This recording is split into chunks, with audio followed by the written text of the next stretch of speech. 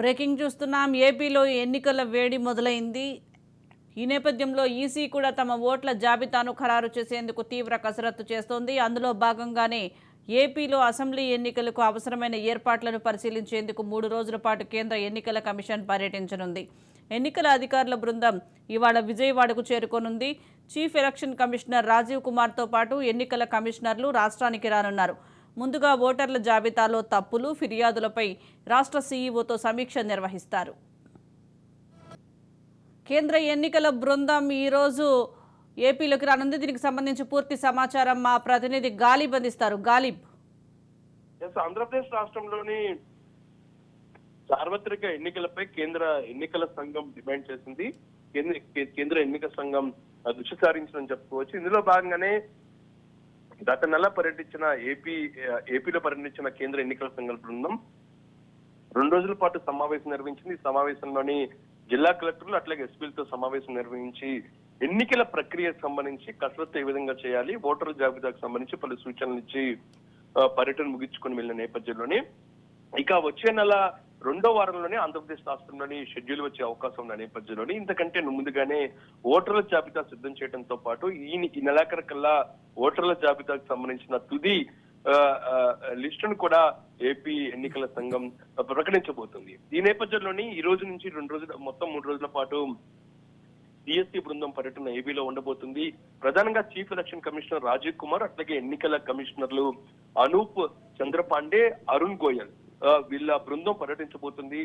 ఈ రోజు సాయంత్రం విజయవాడ చేరుకుంటారు. రేపు రాజకీయ పార్టీలతోని సమావేశం ఉండబోతుంది.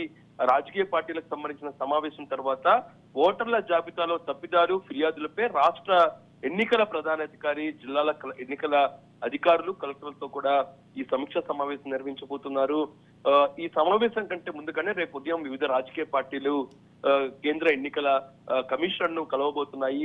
ఇందులో టీడీపీ అధినేత చంద్రబాబుతో పాటు జనసేన అధినేత పవన్ కళ్యాణ్ కూడా కలిసే అవకాశాలు కనపడుతున్నాయి. రాష్ట్రంలోని ఓటర్ల జాబితాకి సంబంధించిన అవకతవకలపై కేంద్ర ఎన్నికల కమిషన్ కు ఫిర్యాదు చేయబోతున్నారు. దాంతో పాటు వివిధ రాజకీయ పార్టీలు కూడా కలిసే అవకాశాలు కనబడుతున్నాయి. ఇటు వైసీపీతో పాటు ఇతర బీజేపీ లాంటి పార్టీలు కూడా కలబోతున్నట్టు తెలుస్తుంది.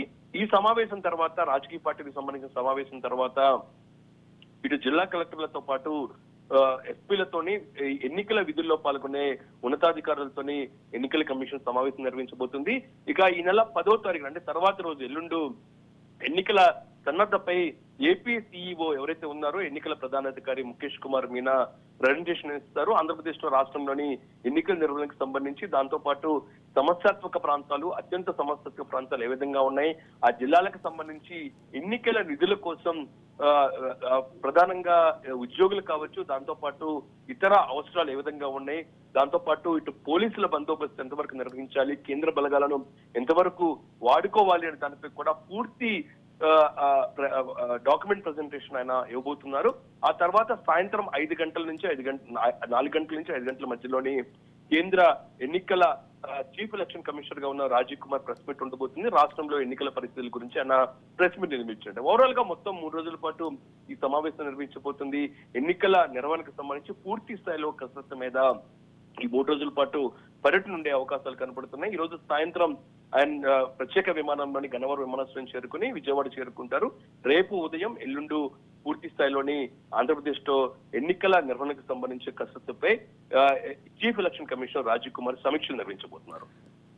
గలీబ్, ఓట్ల జాబితాలో తప్పులు, ఫిర్యాదులపై కేంద్ర ఎన్నికల కమిషన్కు ఫిర్యాదు చేసే అవకాశం ఉందంటారా? ఇప్పటికే రాజకీయ పార్టీలు కూడా రేపు భేటీ అవుతున్నట్లుగా తెలుస్తోంది. గతంలో కూడా రాజకీయ పార్టీలు ఓట్లు తొలగించారనే ఆరోపణలు కూడా వినిపించాయి. ఈ నేపథ్యంలో వీరికి ఫిర్యాదు చేసే అవకాశం ఏమైనా ఉందంటారా?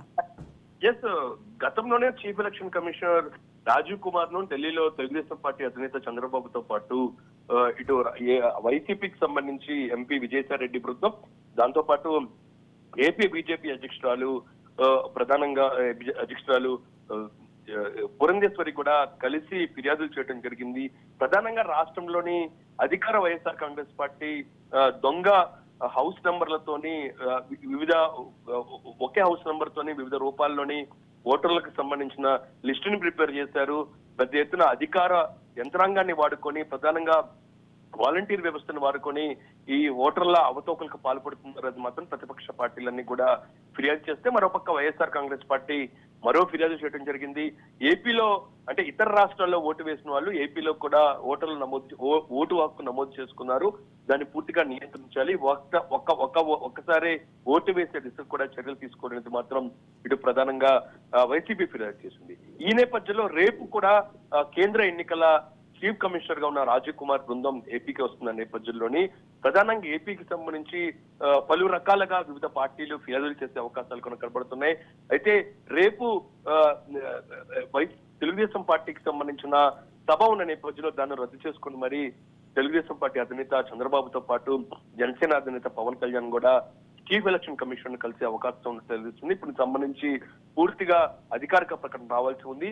దాంతో పాటు ఇతర పార్టీలు CPI, CPM, Bharatiya Janata party, YCP అన్ని పార్టీలు కూడా కలిసే అవకాశాలు ఉన్నాయి. ప్రధానంగా ఏపీలో అవకతవకలకు సంబంధించి పెద్ద ఎత్తున జరిగాయంటూ కూడా ఇరుపక్షాలు ఒకరిపై ఒకరు ఆరోపణలు చేస్తున్న నేపథ్యంలోని చీఫ్ ఎలక్షన్ కమిషన్ చివరిగా అంటే ఈ నెలాఖరుకలుగా ఓటర్ల జాబితాకు సంబంధించి తుది నివేదికని రిలీజ్ చేసే అవకాశం ఉన్న నేపథ్యంలోని ఈ మధ్యలో ఆ పార్టీలకు సంబంధించిన ఫిర్యాదులపైన ఎంతవరకు ప్రస్తుతం చేయడం జరిగింది అనే దానిపై కూడా రేపు రాజకీయ పార్టీలతో సమావేశం నిర్వహించే అవకాశాలు కనబడుతున్నాయి.